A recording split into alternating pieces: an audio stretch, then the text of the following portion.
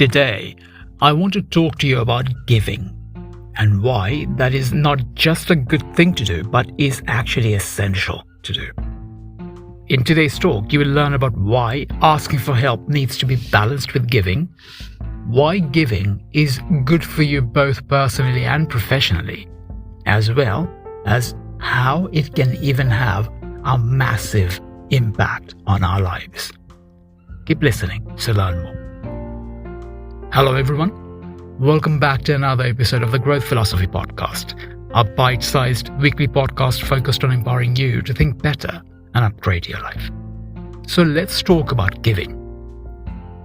I talked about asking for help not that long ago. Asking, however, should always be balanced with giving. It should never become a one-way street where you only take and don't give much. There are lots of reasons for that, which I will get into in a bit. But before getting down to the reasons why giving more than you take is good for you, I will tell you a story first that will demonstrate what it looks like when you're only taking and not giving anything back. So I was at this networking event a while back where something very interesting happened. I rarely attended such events, but this was a bit novel even for the veterans there. Anyway, so here is what happened. I was in the middle of a conversation with a chap when suddenly there was this woman who just handed us her business cards. Just a quick hello to interrupt, gave both of us our cards, and then she was off doing the exact same thing with others in the room. She gave working the room a whole different meaning. It was actually amusing to watch, to see the looks of confusion this caused. Now, all she did was carpet bomb the whole room with her business cards. There was no value being added and no connection being made, which are two of the most important rules of effective networking. She was only taking, not really giving anything back. I felt bad for her, to be honest, because I doubt many of the people in that room actually kept her cards. I was quite interesting though, as that was my only experience of that take more than you give mental model to that sort of obvious extent. I've met selfish people before, but that approach certainly was new, and it was a glaring example of what not to do. If you know anything about networking, you'll know the cardinal rule of networking. The rule about giving more than you take. That's a cardinal rule. That rule isn't there just because it's a good thing to do, but mainly because that makes sense even in the logic and profit-driven setting of business. Just think about it. Who are you more likely to work and do business with? Someone who has added value to your life or career, or a random stranger who just appears and expects you to give without giving anything? The answer will pretty much always favor the first group, and it makes sense.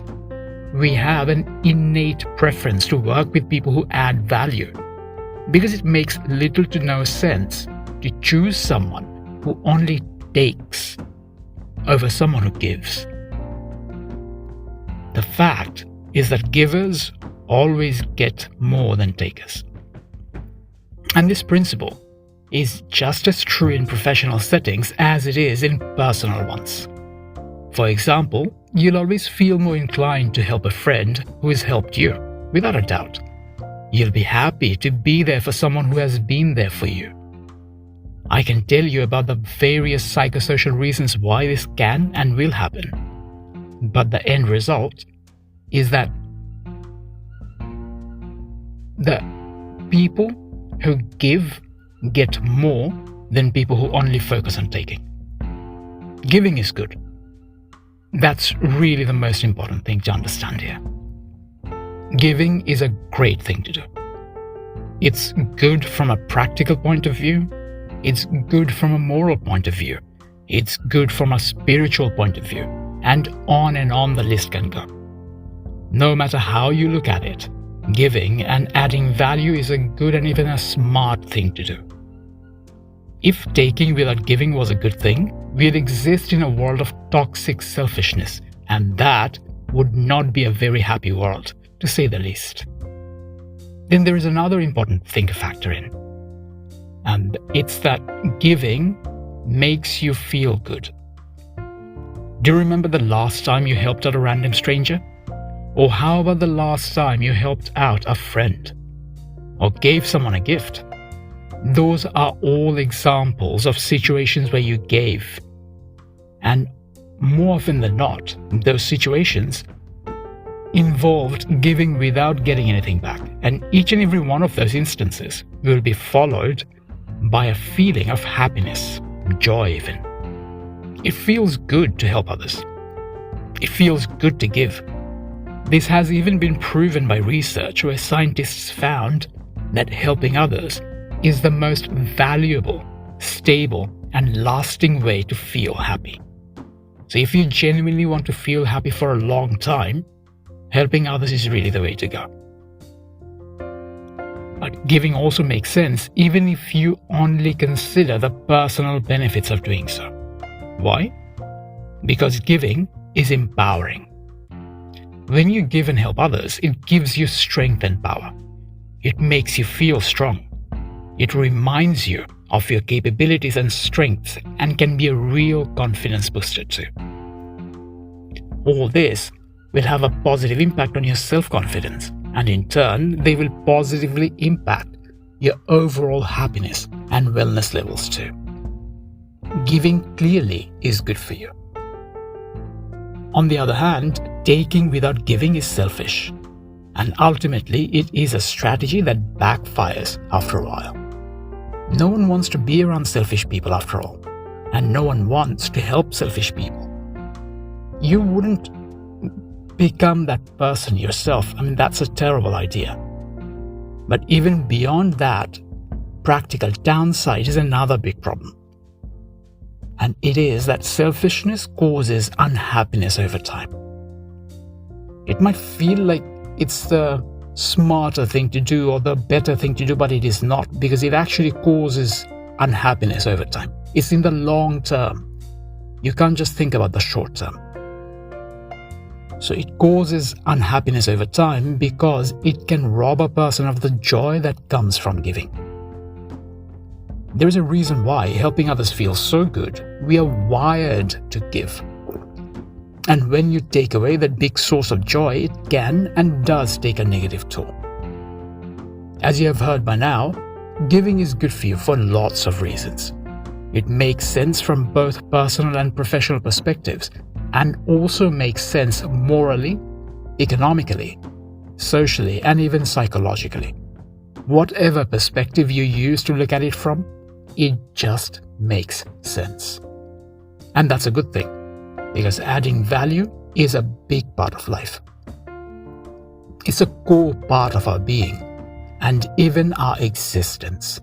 Since without giving, helping others, cooperation and collaboration, we as a species would not be where we are today.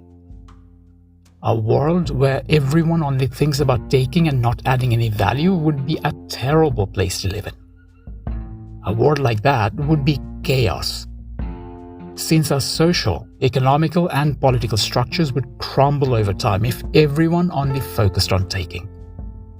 In a world like that, we would not even survive over time, since extreme selfishness like that would throw out of the window any need for things like looking after the environment or helping those in need. If people only thought about themselves, the world would be a far worse place to live in. Far, far worse. We have seen examples of the negative impact that take without giving mindset can have. History is full of examples of this. One of the most obvious examples I can think of are profiteering, selfish, self-centered dictators. In countries where dictators who were only interested in filling their own pockets took over, things always ended up badly, both for them and for the population in large. They only took, and that often left the country in shambles, if not worse. And of course, it had repercussions for them later on. So it wasn't good for them, and it wasn't good for the people in general either. Focusing on taking without adding any value isn't ever a good thing. The good news is that thankfully kindness, generosity, and the impulse for helping others is a common part of our lives, for most people anyway. And we can nurture it even further, and should, since there are lots of benefits of doing so. I'm not suggesting though that you become completely selfless like a saint or something. That's an extreme, and extremes are hardly ever good approaches. Giving more doesn't have to mean giving away everything. It just means that you should always give more than you take. It's a matter of balance, and your balance should always be higher, and you should always favor giving more over taking. On that note, you can take care of your own life without needing to be really selfish. So it's not either or. Like I said earlier, it's about balance. Taking care of yourself and doing well in your own life is not just about taking. In fact, more often than not, giving and adding value makes your life even better than if you only focused on taking without giving. Giving at least more than you take is good for you. And it is good for the world too. If each and every one on this planet lived by this rule, the world would be an even better place. And it starts with you. So always look for ways to add value, help, and give more than you take, both in your personal life and in your professional one. It doesn't even need to be big things, especially since the small things are really what matter. Always remember to give more than you take. Make it a rule that you live by. Giving more than you take not only improves the lives of others, it will also benefit your own life, often significantly. So don't fall into the trap of selfishness. Don't just focus on taking. Give as well, and ideally, give more than you take.